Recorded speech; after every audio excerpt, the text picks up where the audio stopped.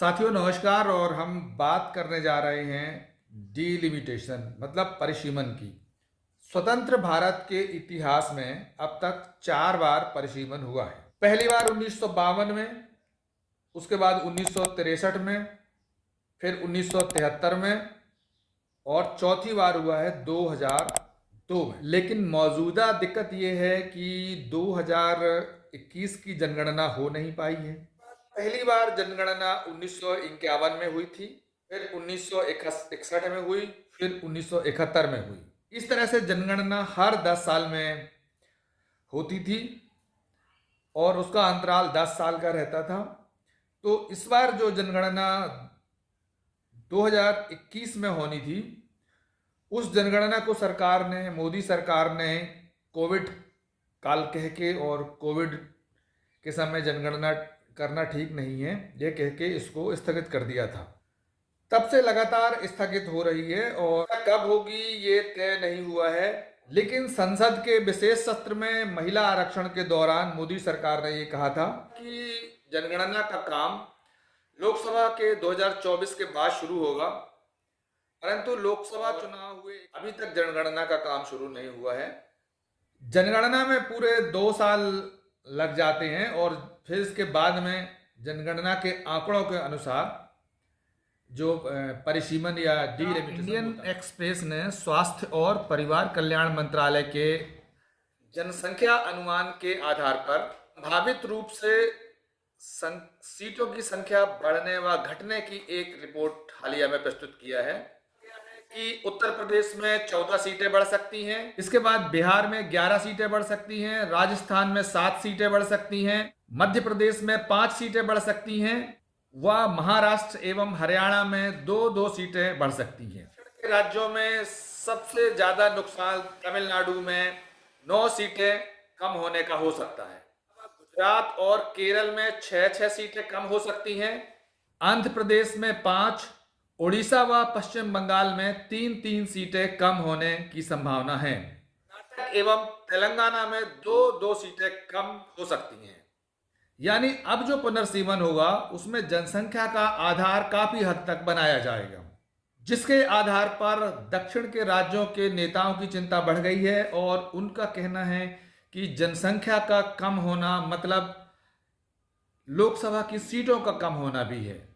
तो उनका कहना है कि यदि हमने जनसंख्या कम करी है अपने राज्य की तो उसका खामियाजा हमको अपनी सीटों को कम करके भुगतना पड़ेगा। मोदी सरकार के इस परिसीमन से दक्षिण के राज्यों के नेताओं की चिंता बढ़ गई है। कहना है कि क्या यह परिसीमन दक्षिण के राज्यों की आवाज को दबाने के लिए किया जा रहा है और संसद में दक्षिण के राज्यों का जो प्रतिनिधित्व है वो कम करने के लिए किया जा रहा है। इस तरह का आरोप तमिलनाडु के मुख्यमंत्री स्टालिन ने लगाया है और स्टालिन अभी अगले 5 मार्च को तमिलनाडु में एक सर्वदलीय बैठक करने जा रहे हैं, जिसमें इस बात को सामने रखा जाएगा।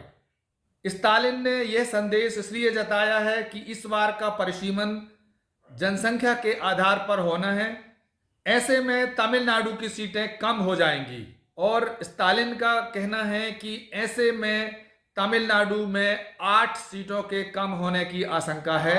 इस तरह से स्टालिन का मानना है कि राज्य में 8 सीटों का नुकसान हो सकता है और संसद में उसकी आवाज कम हो सकती है।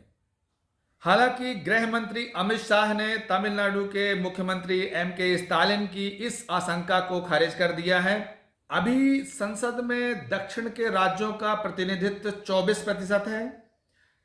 आशंका इस बात की लगाई जा रही है कि परिसीमन में जिस तरह से जनसंख्या का जो स्थितियां हैं, यदि जनसंख्या के आधार पर परिसीमन होता है तो दक्षिण के राज्यों का संसद में जो प्रतिनिधित्व है वो 24% से घटकर 19% रह जाएगा, जिसके कारण दक्षिण के राज्यों के नेताओं की चिंता बनी हुई है। अभी जो संसद में दक्षिण के राज्यों का जो प्रतिनिधित्व है उसमें आंध्र प्रदेश और तेलंगाना का मिला के जो 42 सीटें होती थी, अब जो डीलिमिटेशन होगा उसमें से 8 सीटें कम हो जाएंगी तो बचेंगी 34 सीटें। 28 सीटें थी तो 2 सीटें कम होकर और बचेंगी 26 सीटें। सीटें थी, 8 सीटें कम होकर के बचेंगी 12 सीटें। तमिलनाडु की 39 सीटें थी जो घट करके बचेंगी 31 सीटें। माने सबसे ज्यादा नुकसान दक्षिण के राज्यों को हो रहा है, होने जा रहा है, जिससे कि दक्षिण के जो नेता हैं उनके मन में एक आशंका बनी हुई है कि संसद के अंदर दक्षिण के राज्यों की आवाज ऐसे में कम हो सकती है। इस तरह से दक्षिण के राज्यों की जो 129 सीटें थी वो इस तरह के परिसीमन से घटकर 103 सीटें ही बचेंगी। इस तरह से जो दक्षिण भारत के राज्यों की जो लोकसभा के अंदर जो प्रतिनिधित्व था वो लगभग 24% था, जो अब परिसीमन से घट के लगभग 19% बचेगा।